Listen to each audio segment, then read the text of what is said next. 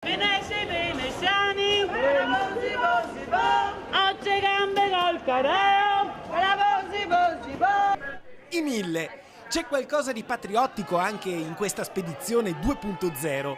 1000 veneziani oggi invadono i vicoli e i campielli. La loro è una marcia silenziosa per riconquistare la città invasa da un turismo villano e maleducato che ha trasformato la laguna in un grande parco dei divertimenti, come se la cultura e la storia fossero di plastica. Siamo rovinati dal turismo becero, maleducati, persone che non rispettano le cose di Venezia, però il problema è che bisogna far capire questa cosa a questi turisti.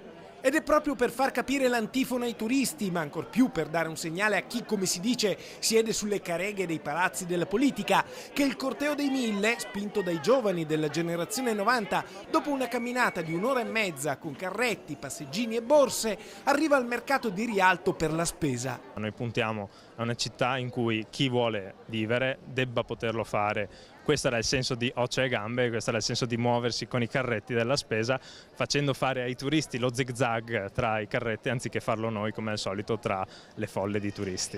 I carretti della spesa diventano così il simbolo di una città che cerca spazi di normalità e quotidianità.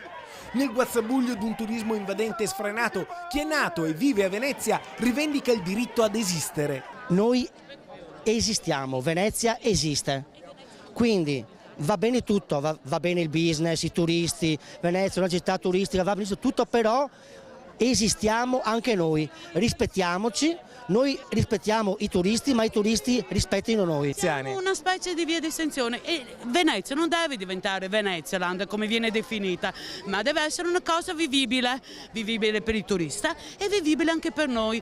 Una città vivibile in cui c'è spazio per gli abitanti come per i visitatori, senza discriminare gli uni né emarginare gli altri. E questo è possibile solo a condizione che tutto sia regolato, perché Venezia è un gioiello e va protetto. Il sindaco Luigi Brugnaro, per limitare l'invasione delle orde di turisti, propone un ticket di ingresso e il numero chiuso.